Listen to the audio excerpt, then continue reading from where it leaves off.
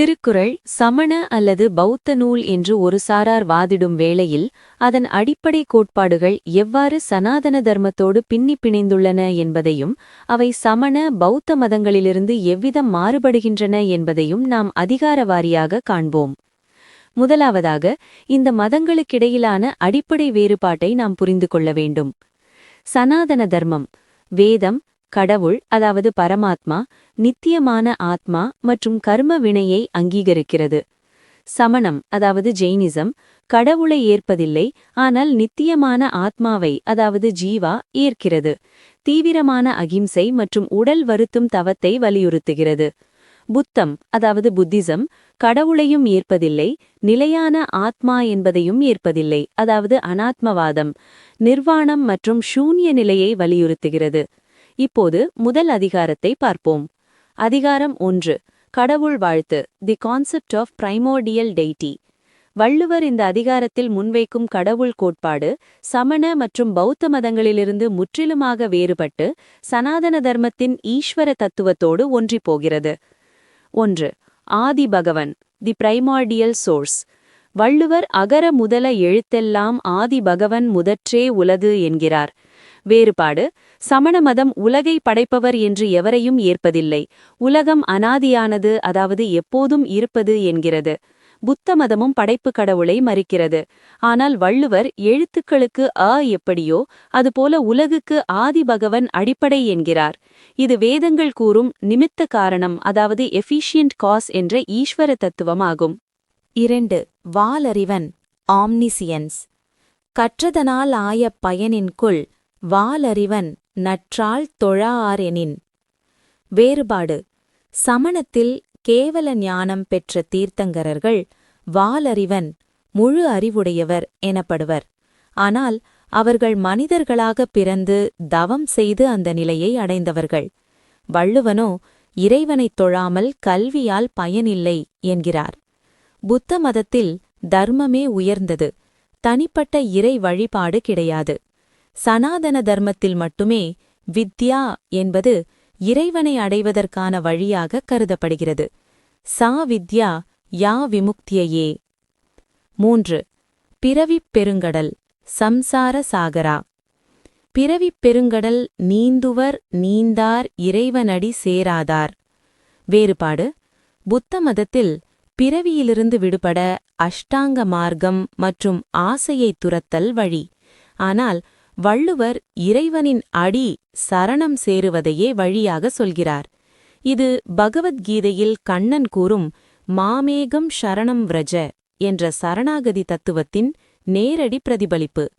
பௌத்தத்தில் சரணாகதி என்பது புத்தர், தர்மம், சங்கம் ஆகியவற்றின் மீதே அன்றி ஒரு படைப்பு கடவுளின் மீது அல்ல. 4. அவிநாசி, தி இன்டெஸ்ட்ரக்டிபிள். எண் குணத்தான் என்று 8 குணங்களை உடையவன் என்று வள்ளுவர் குறிப்பிடுவது சைவ சித்தாந்தம் மற்றும் வைணவ ஆகமங்களில் இறைவனுக்கு சொல்லப்படும் 8 குணங்களை அப்படியே குறிக்கிறது. தன்வயமுடைமை, தூய உடம்புடைமை, இயற்கை உணர்வினன் முதலியன. ஆதாரக்கட்டுரை சுருக்கம்: சமண பௌத்த மதங்களில் கடவுள் என்பவர் ஒரு உயர்ந்த நிலையில் இருக்கும் மனிதர், தீர்த்தங்கரர் அல்லது புத்தர். ஆனால் வள்ளுவரின் இறைவன் வாழ்த்து அதிகாரத்தில் வரும் இறைவன் உலகைப் படைத்தவன், ஆதி, உலகைக் கடந்தவன், ஒருவன் சரணடைய வேண்டிய புகலிடம். இது உபநிடதங்கள் மற்றும் கீதை காட்டும் ஈஸ்வர தர்மமே அன்றி வேறில்லை. திருக்குறளின் 2வது அதிகாரமான வான் சிறப்பு சனாதன தர்மத்தின் அடிப்படை கொள்கையான யக்ஞம் அதாவது வேள்வி மற்றும் தேவ வழிபாடு ஆகியவற்றை மழையோடு இணைத்து பேசுகிறது. இது சமண மற்றும் பௌத்த மத கோட்பாடுகளிலிருந்து முற்றிலும் மாறுபட்ட ஒரு அதிகாரமாகும். இதோ வான் சிறப்பு எவ்வாறு சனாதன தர்மத்தை பிரதிபலிக்கிறது என்பதற்கான விளக்க கட்டுரை. அதிகாரம் 2, வான் சிறப்பு, rain and the Vedic order. சமணம் மற்றும் பௌத்த மதங்கள் இறைவனை படைப்புக் கடவுளாகவோ பிரபஞ்சத்தை நிர்வகிப்பவராகவோ ஏற்பதில்லை. ஆனால் வள்ளுவர் மழையை இறைவனின் அருளாகவும் உலக இயக்கத்தின் ஆதாரமாகவும் கருதுகிறார். தேவர்களுக்கான பூசனை, தி ஒப்லேஷன் டு டேவாஸ்.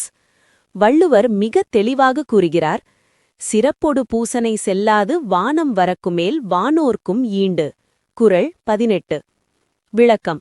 மழை பெய்யவில்லை என்றால் இந்த உலகில் தேவர்களுக்காக செய்யப்படும் திருவிழாக்களும் நாள்தோறும் செய்யப்படும் பூசனைகளும் நடைபெறாது. சனாதன பின்னணி. இது பகவத்கீதையின் யக்ஞ சக்கரம், அதாவது யாகச் சக்கரம் தத்துவத்தை பிரதிபலிக்கிறது. உயிர்கள் உணவிலிருந்து தோன்றுகின்றன, உணவு மழையிலிருந்து தோன்றுகிறது, மழை யாகத்திலிருந்து தோன்றுகிறது. கீதை 3.14. வேறுபாடு. சமணமும் பௌத்தமும் தேவ பூசைகளை அல்லது யாகங்களை அறவே மறுப்பவை. குறிப்பாக யாகங்கள் மூலம் தேவர்களை திருப்திப்படுத்துவது என்ற கருத்தை அவை ஏற்பதில்லை.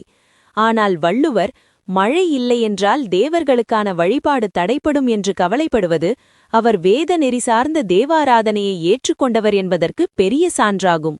2. தானமும் தவமும்.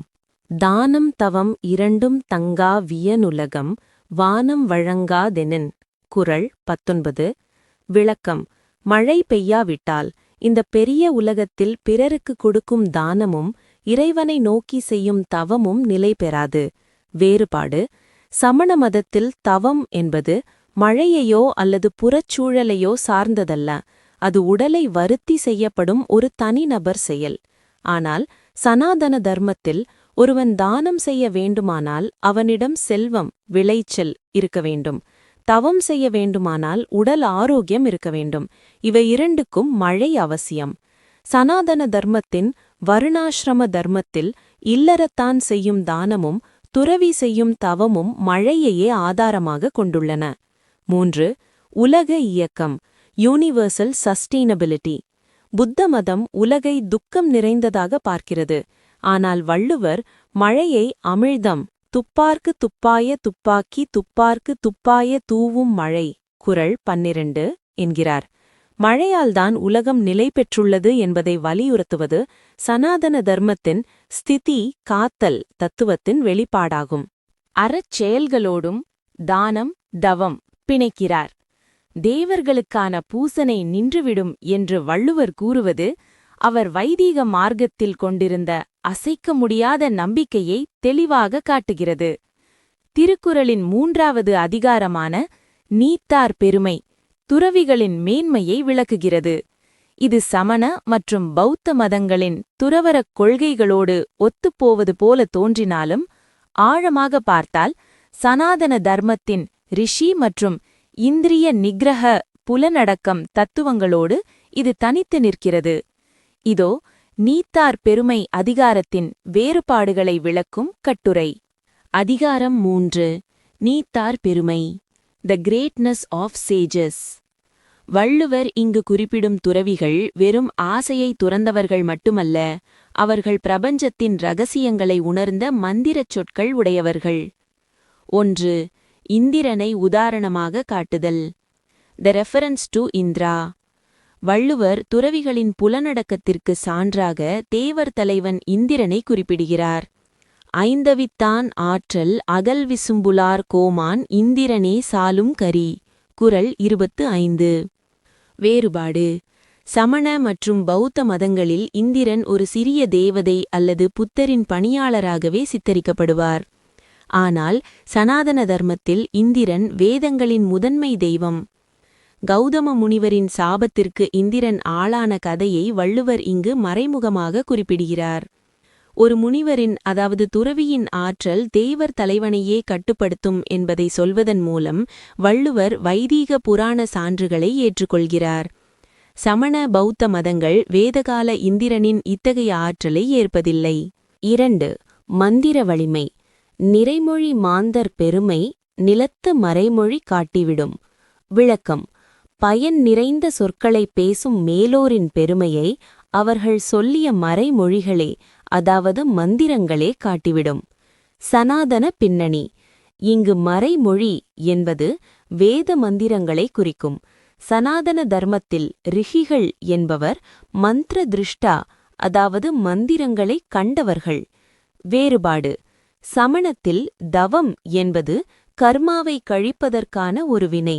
ஆனால் வள்ளுவர் கூறும் துறவிகள் தங்கள் வாக்கினால் சாபமோ அல்லது அருளோ வழங்கும் ஆற்றல் படைத்த ரிஷிகள். பௌத்தத்தில் இத்தகைய மந்திர சித்திகளுக்கு முதன்மை இடம் கிடையாது. அங்கு நிர்மாணமே இலக்கு. ஆனால் வள்ளுவர் ரிஷிகளின் தார்மீக அதிகாரத்தை போற்றுகிறார். 3. அந்தணர் என்போர் அறவோர். அந்தணர் என்போர் அறவோர்மற்றெவ்வுயிர்க்கும் செந்தன்மை பூண்டொழுகலான்.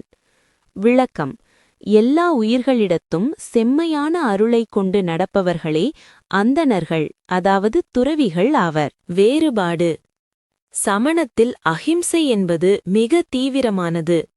ஒரு புழுவை கூட மிதிக்கக்கூடாது. ஆனால் வள்ளுவர் அந்தணர்களை அறவோர் என்கிறார். சனாதன தர்மத்தில் அந்தணர் என்பது ஒரு குலத்தை குறிப்பதோடு பிரம்மத்தை உணர்ந்தவர், பிராமணர் என்ற தகுதியையும் குறிக்கும். வள்ளுவர் அந்தணர் என்ற சொல்லையே துறவிகளுக்கு பயன்படுத்துவது அவர் வர்ணாசிரம தர்மத்தில் உயர்ந்த நிலையில் உள்ள துறவரத்தை சந்நியாசம் என்ற சனாதன பார்வையில் அணுகுகிறார் என்பதை காட்டுகிறது. சமண பௌத்த நூல்கள் பொதுவாக சிரமணர் என்ற சொல்லையே பயன்படுத்தும். அந்தணர் என்ற வேத சொல்லை தவிர்க்கும். ஆதாரக் கட்டுரை சுருக்கம்: வள்ளுவர் நீத்தார் பெருமை அதிகாரத்தில் இந்திரனை சாட்சியாக அழைப்பதும், வேத மந்திரங்களை மறைமொழி அங்கீகரிப்பதும், அந்தணர் என்ற சொல்லால் துறவிகளை அழைப்பதும் அவர் வேத நெறி சார்ந்த துறவரத்தையே போற்றுகிறார் என்பதற்குச் சான்றாகும். சமண பௌத்த மதங்களின் உடல் வருத்தும் துறவரத்தை விட புலன்களை வென்று மந்திர சித்தி பெற்ற வேதகால ரிஷிகளின் பிம்பமே இங்கு மேலோங்கி நிற்கிறது. திருக்குறளின் 4வது அதிகாரமான அரண் வலியுறுத்தல் அறத்தின் தேவையையும் அதன் வலிமையையும் பேசுகிறது. இது சமண மற்றும் பௌத்த மதங்களின் கர்மா கொள்கையோடு சில இடங்களில் ஒத்துப்போனாலும் அறம் செயல்படும் விதம் மற்றும் அதன் இலக்கு ஆகியவற்றில் சனாதன தர்மத்தின் புருஷார்த்தா அறம் பொருள் இன்பம் வீடு கொள்கையோடு மிக நெருக்கமாக உள்ளது. இதோ அரண் வலியுறுத்தல் அதிகாரத்தின் வேறுபாடுகளை விளக்கும் கட்டுரை. அதிகாரம் 4. அரண் வலியுறுத்தல், த பவர் ஆஃப் தர்மா. வள்ளுவர் இங்கு அறத்தை சமுதாய மற்றும் ஆன்மீக வாழ்வின் அச்சாணியாக சித்தரிக்கிறார். 1. சிறப்பும் செல்வமும் தரும் அறம், தர்மா as the source of prosperity. Valluvar அறத்தின் பயனை இவ்வாறு கூறுகிறார்: சிறப்பீனும் செல்வமும் ஈனும் அறத்தினூங்கு ஆக்கம் எவனோ உயிர்க்கு. குறள் 31. விளக்கம்: அறமானது ஒருவனுக்கு வானுலகச் சிறப்பையும் தரும், இவ்வுலக செல்வத்தையும் தரும். வேறுபாடு: சமண மதத்தில் அறம் என்பது செல்வத்தை தருவது அல்ல, அது கர்மாவை அழித்து ஆன்மாவை சுத்தப்படுத்துவது மட்டுமே. பௌத்தத்தில் அறம் என்பது துக்கத்திலிருந்து விடுதலை பெற உதவும் ஒரு மார்க்கம். ஆனால் சனாதன தர்மத்தில் அப்யுதயா இவ்வுலக முன்னேற்றம் மற்றும் நிஸ்ரேயச மறுவுலக மேன்மை ஆகிய இரண்டையுமே அறம் தரும் என்று வேதம் கூறுகிறது. வள்ளுவர் செல்வமும் ஈனும் என்று கூறுவது சனாதன தர்மத்தின் அறவழியில் பொருள் ஈட்டுதல் என்ற கொள்கையை பிரதிபலிக்கிறது. 2. மனத்துக்கண் மாசில நாதல், பியூரிட்டி ஆஃப் ஹார்ட். மனத்துக்கண் மாசில நாதல் அனைத்தரன் ஆகுல நீரப் பிற. குறள் 34. விளக்கம்: ஒருவன் தன் மனத்தூய்மை உடையவனாக இருப்பதே அறம். மற்ற புறச்சடங்குகளெல்லாம் வெறும் ஆரவாரமே. வேறுபாடு: சமண மதம் காயக்லேசம் எனப்படும் உடல் வருத்தும் தவம், உண்ணாவிரதம், சல்லேகனை போன்ற புறச்செயல்களுக்கு அதிக முக்கியத்துவம் அளிக்கிறது. ஆனால் சனாதன தர்மத்தின் உபநிடதங்கள் அந்தகரண சுத்தி என்ற மன தூய்மை ஒன்றையே முதன்மையாக கொள்கின்றன. மனமே மனுஷ்யானாம் காரணம் பந்த மோக்ஷயோ என்ற வேத கருத்தையே வள்ளுவர் இங்கு பிரதிபலிக்கிறார். 3. வீழ்நாள் படாமை, கண்டினியூட்டி ஆஃப் தர்மா. வீழ்நாள் படாமை நன்றாற்றின் அஃதொருவன் வாழ்நாள் வழியடைக்கும் கல். குறள் 38. விளக்கம்: ஒரு நாள் கூட இடைவெளி விடாமல் அறத்தை செய்தால் அது மீண்டும் பிறவி எடுக்கும் வழியை அடைக்கும் கல்லாகும். வேறுபாடு: பௌத்த மதம் அனித்தியம் பற்றி பேசி வாழ்வை வெறுக்கச் சொல்லும். ஆனால் வள்ளுவர் வாழ்நாளை பயனுள்ளதாக மாற்றி அந்த வாழ்வின் மூலமே பிறவித்தலையை அறுக்கச் சொல்கிறார். இது சனாதன தர்மத்தின் கர்மயோகமான கடமையை அற உணர்வுடன் செய்தல் ஆகும். 4. அறத்தான் வருவது இன்பம்.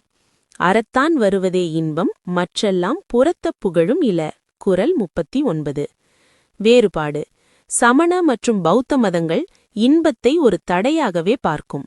ஆனால் சனாதன தர்மம் அறத்தின் அடிப்படையில் அனுபவிக்கப்படும் இன்பத்தை ஏற்றுக்கொள்கிறது. தர்ம விருத்தோ பூதேஷு காமோஸ்மி என்று கீதையில் கண்ணன் கூறுகிறார். வள்ளுவர் அறத்தான் வருவதே இன்பம் என்று கூறுவது இதனால்தான். ஆதாரக் கட்டுரை சுருக்கம். சமண மற்றும் பௌத்த மதங்களில் அறம் என்பது உலகை துறப்பதற்கான ஒரு கருவி. ஆனால் வள்ளுவரின் அரண் வலியுறுத்தல் அதிகாரத்தில் அறம் என்பது வாழ்வை செம்மைப்படுத்தி செல்வத்தை தந்து இறுதியில் விடுதலையை அளிக்கும் ஒரு முழுமையான வாழ்க்கை நெறி.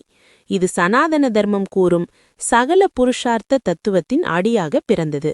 திருக்குறளின் 5வது அதிகாரமான இல்வாழ்க்கை வள்ளுவர் ஒரு சனாதன தர்மவாதி என்பதை உரக்கச் சொல்லும் அதிகாரமாகும். சமணம் மற்றும் பௌத்த மதங்கள் துறவரத்தையே முக்திக்கு ஒரே வழியாக போற்றின. ஆனால் வள்ளுவர் இல்லறமே அறத்தின் சிகரம் என்று கூறி அந்த மதங்களின் அடிப்படைக் கொள்கையை மாற்றியமைக்கிறார். இதோ இல்வாழ்க்கை அதிகாரம் சமண மற்றும் பௌத்த மதங்களிலிருந்து வேறுபடும் விதம். அதிகாரம் 5 இல்வாழ்க்கை, தி சாங்டிட்டி ஆஃப் ஹவுஸ்ஹோல்டர்ஸ் லைஃப். வள்ளுவர் இந்த அதிகாரத்தில் இல்லறத்தானை மற்ற 3 நிலைகளுக்கும், அதாவது ஆசிரமங்களுக்கும் ஆதாரமாக சித்தரிக்கிறார். 1. 3 நிலைகளை தாங்கும் தூண், சப்போர்ட்டிங் தி 3 ஆர்டர்ஸ். வள்ளுவர் இல்லறத்தானின் கடமையை இவ்வாறு கூறுகிறார்: இல்வாழ்வான் என்பான் இயல்புடைய மூவர்க்கும் நல்லாற்றின் நின்ற துணை. விளக்கம்: இல்வாழ்வில் இருப்பவன் மற்ற 3 நிலைகளில், அதாவது இயல்புடைய மூவர் என்றால் பிரம்மச்சரியம், வானப்பிரஸ்தம், சந்நியாசம் என்ற நிலைகளில் இருப்பவர்களுக்கும் நல்வழியில் துணையாக நிற்பவன் ஆவான். சனாதன பின்னணி: இது மனுஸ்மிருதி 6.89 மற்றும் விஷ்ணு புராணம் கூறும் கிருஹஸ்த ஆசிரமமே அனைத்து ஆசிரமங்களுக்கும் அன்னை என்ற கருத்தின் நேரடி வெளிப்பாடு. வேறுபாடு: சமணமும் பௌத்தமும் இல்லறத்தை தடையாக கருதின. புத்தர் முக்தி தேடி தன் இல்லறத்தை துறந்ததையே அவை போற்றின. ஆனால் சனாதன தர்மம் ஒருவன் இல்லறத்தில் இருந்து கொண்டு மற்ற மூவருக்கும், அதாவது மாணவன், வனவாசி, துறவி என்பவர்களுக்கு உணவையும் ஆதரவையும் வழங்க வேண்டும் என்கிறது. வள்ளுவர் துணை என்று சொல்வது இந்த வைதீக ஆசிரம தர்மத்தையே. 2. பஞ்சமகா யக்ஞம், 5 பெரும் யாகங்கள். தென்புலத்தார் தெய்வம் விருந்து ஒக்கல் தான் என்றாங்கு, ஐம்புலத்து 6 ஓம்பல் தலை. குறள் 43. விளக்கம்: பிதிர்கள், தென்புலத்தார், தெய்வம், விருந்தினர், சுற்றத்தார், தான் ஆகிய 5 இடங்களிலும் கடமையாற்றுவதே சிறந்த அறம். வேறுபாடு: இது சனாதன தர்மத்தின் பஞ்சமகா யக்ஞம், அதாவது பித்ருயக்ஞம், தேவயக்ஞம், நிருயக்ஞம், பூதயக்ஞம், பிரம்மயக்ஞம் எனும் கொள்கையை அப்படியே எடுத்தாள்கிறது. சமணமும் பௌத்தமும் தென்புலத்தார், அதாவது ஆன்செஸ்டர் வர்ஷிப் மற்றும் தேவ ஆராதனையை ஆத்ம விடுதலைக்கு தேவையில்லாத சடங்குகளாக ஒதுக்குகின்றன. ஆனால் வள்ளுவர் இவற்றை போற்றுவது அவர் வேத வாழ்வியலை முன்மொழிகிறார் என்பதை காட்டுகிறது. 3. இல்லறமே சிறந்த அறம், உயர்வான இல்லற வாழ்க்கை. ஆற்றின் ஒழுக்கி அரண் இழுக்கா இல்வாழ்க்கை, நோற்பாரின் நோன்மை உடைத்து. குறள் 48. விளக்கம்: தர்மத்திலிருந்து மாறாமல் மற்றவர்களையும் நல்வழியில் நடத்தும் இல்லற வாழ்க்கை தவம் செய்பவர்களின் வலிமையை விட மேலானது. வேறுபாடு: சமண மதம் நிர்ஜரா, அதாவது கர்மாவை கழித்தல் அடைய தீவிர தவமே வழி என்கிறது. பௌத்தமோ துறவிகளுக்கே உயர்நிலை அளித்தது. ஆனால் வள்ளுவர் ஒரு இல்லறத்தான் சரியாக வாழ்ந்தால் அவன் ஒரு துறவியை விட உயர்ந்தவன் என்கிறார். இது சனாதன தர்மத்தின் நிஷ்காம கர்மயோகத்தை இல்லறத்தில் கொண்டுவரும் முயற்சியாகும். 4. வையத்துள் வாழ்வாங்கு வாழ்தல். வையத்துள் வாழ்வாங்கு வாழ்பவன் வானுரையும் தெய்வத்துள் வைக்கப்படும். குறள் 50. வேறுபாடு: சமண பௌத்த மதங்களில் மனிதன் ஒருபோதும் கடவுள் ஆக முடியாது. அவன் அருகன் அல்லது புத்தன் ஆகலாம், மனித நிலையிலேயே உயர்ந்த நிலை. ஆனால் சனாதன தர்மத்தில் மனிதன் தன் தர்மத்தால் தேவநிலையை அடைய முடியும். தேவத்துவம். வள்ளுவர் அவனை தெய்வத்துள் வைக்கப்படும் என்று கூறுவது சனாதன தர்மத்தின் தேவ மனுஷ்ய தொடர்பையே காட்டுகிறது. ஆதார கட்டுரை சுருக்கம். சமண மற்றும் பௌத்த மதங்கள் இல்லறத்தை சிறுமைப்படுத்தி துறவரத்தை நோக்கி மக்களை அழைத்தபோது வள்ளுவர் இல்லறத்தை அரண் என்றும் ஐம்புலத்து ஆறு என்றும் கூறி அதை தெய்வீகப்படுத்தினார். இல்லறத்தான் இல்லாமல் துறவரம் இல்லை என்ற வள்ளுவரின் வாதம் சமண பௌத்த மதங்களின் அடிப்படை வேருக்கே விடப்பட்ட சவாலாகும்.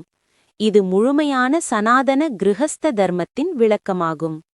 திருக்குறளின் 6வது அதிகாரமான வாழ்க்கை துணை நலம் இல்லறத்தின் உயிர் நாடியாக விளங்கும் பெண்ணின் பெருமையை பேசுகிறது.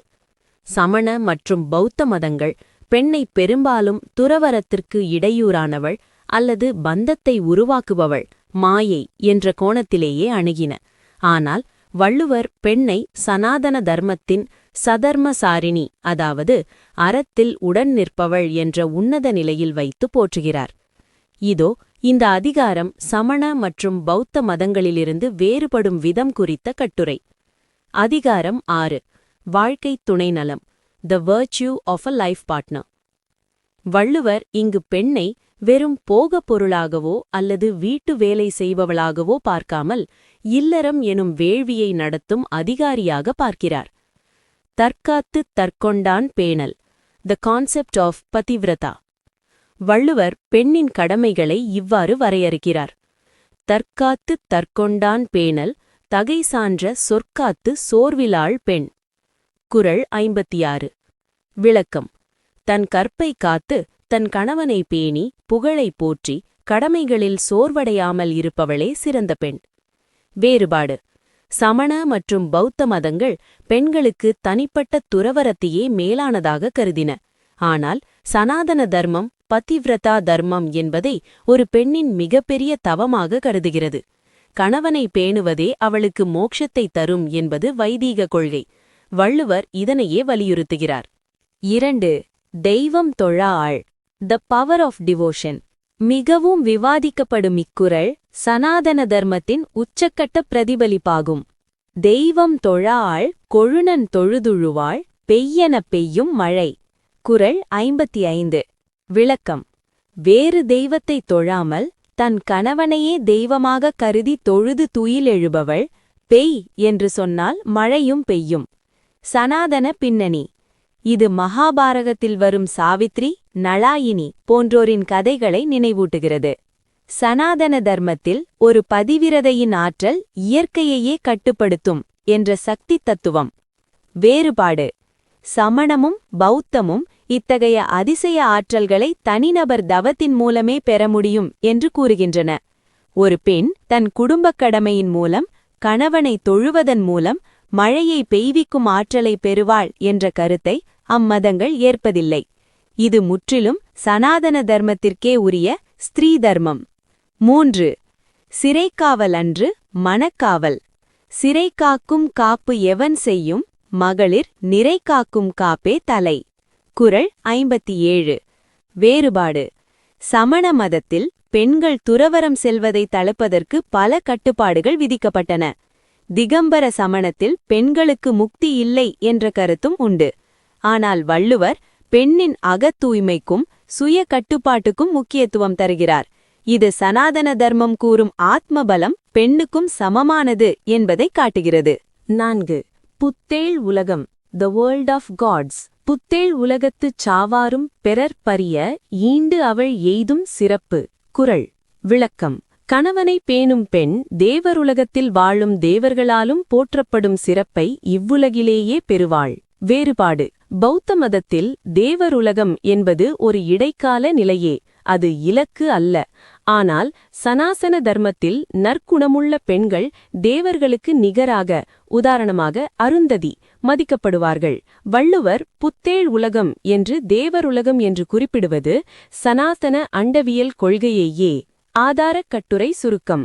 சமண பௌத்த மதங்கள் பெண்ணை துறவற பாதையில் ஒரு தடையாகவோ அல்லது இரண்டாம் நிலை சீடராகவோ பார்த்தபோது வள்ளுவர் அவளை இல்லறத்தின் மகாலட்சுமியாகச் சித்தரித்தார். கணவனை தொழுவதே தெய்வத்தை தொழுவதற்கு சமம் என்ற வள்ளுவரின் கூற்று மனுஸ்மிருதி மற்றும் புராணங்கள் கூறும் பதிவிரதா தர்மத்தின் மறுவடிவமாகும். இது சமண பௌத்த மதங்களின் நிர்வாண பாதையிலிருந்து முற்றிலும் மாறுபட்ட பக்தி மற்றும் தர்மப் பாதையாகும்.